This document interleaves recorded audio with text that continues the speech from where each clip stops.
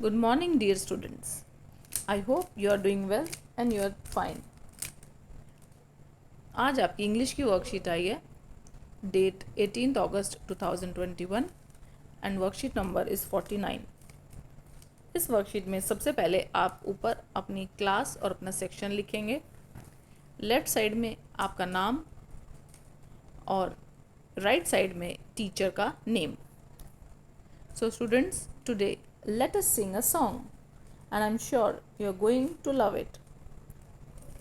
So आज एक song गाते हैं और मुझे पूरी उम्मीद है कि आप इस सॉन्ग को पसंद करेंगे। ये सॉन्ग है होमोफोन्स के बारे में।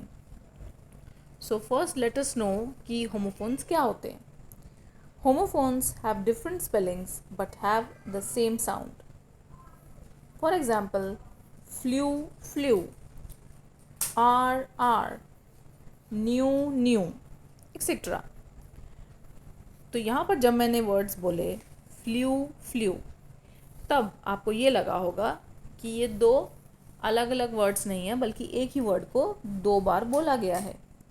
इसी तरह से जब मैंने बोला आर आर और जब मैंने बोला न्यू न्यू, तो तब आपको यही लगा होगा कि एक ही वर्ड को दो बार बोला गया है, राइट।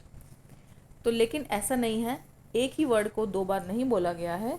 यहाँ पर दो अलग अलग वर्ड्स को बोला गया है और ऐसे वर्ड्स को चूज़ किया है जिनका आपस में साउंड एकदम सेम है। जैसे वर्ड है KNEW न्यू और NEW न्यू, इन दोनों को ही न्यू बोला जाता है। जो KNEW है ये है नो की सेकंड फॉर्म, ये नो वर्ड से बना है, KNOW यानी कि कोई बात को जानना। और जो NEW न्यू है, इसका मतलब तो आप जानते हैं, इसका मतलब नया। तो यहाँ पर ये दो वर्ड्स दो अलग अलग मीनिंग बता रहे हैं और ख़ास बात यह है कि इनका साउंड एकदम सेम है। So now let us come to poem. The poem is Rani had a blue cat who blew inside her hat. Rani had 8 cats who often ate lots of rats. So students, इसमें भी कुछ homophones आए हैं। Homophones जो आए हैं मैं आपको बताती हूँ। जैसे पहली लाइन में आया है ब्लू और दूसरी में आया ब्लू। अब देखो, इन दोनों में ही ब्लू ब्लू आ रहा है, लेकिन दोनों की स्पेलिंग अलग है, मीनिंग अलग है और इनको यूज़ भी अलग तरह से किया गया है। जैसे रानी हैड अ ब्लू कैट, रानी की एक ब्लू कैट थी।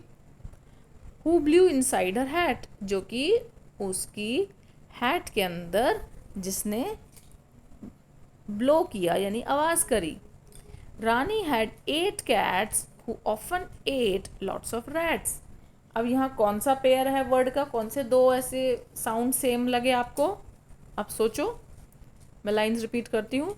रानी had 8 cats who often ate lots of rats. तो यहाँ पर जो वर्ड्स दो बार आए हैं, जो आवाज़ें दो बार आई हैं, वो है 8। तो तीसरी लाइन में है EIGHT 8 और चौथी लाइन में है ATE 8।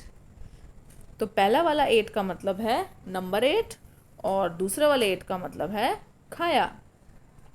तो आई होप आपको होमोफोन समझ आ गए होंगे। Now let us come to the question. Given below are some homophones. Circle the word that is the correct spelling for the picture given. One has been done for you. आप देखिए, सबसे पहले आपको picture दिखाई है सूरज की, ठीक है।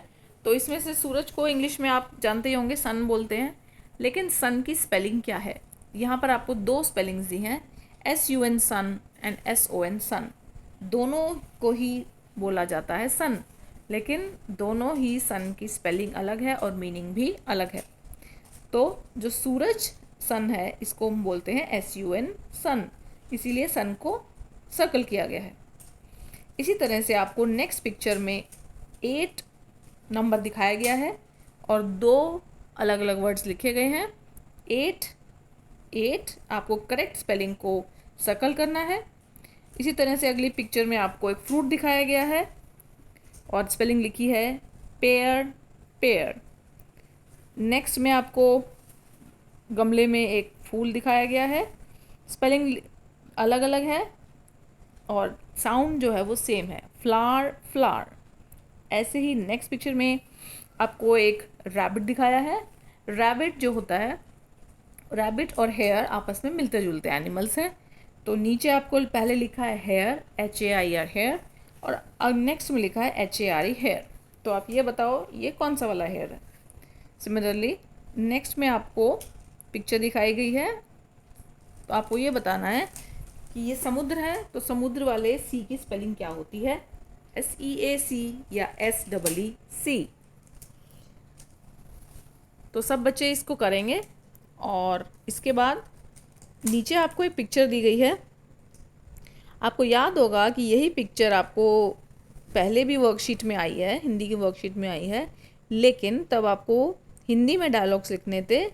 अब आपको इंग्लिश में डायलॉग्स लिखने हैं, और आपको इसमें जो भी सही लगता है आप वही लिखिए। आप इंग्लिश में सेंटेंसेस को ट्राई कीजिए और अपनी वर्कशीट को कंप्लीट कीजिए। सो आई होप आपको वर्कशीट समझ में आ गई है। तो सभी बच्चे अपनी वर्कशीट कंप्लीट करके अपने टीचर को सेंड करेंगे। Goodbye for now.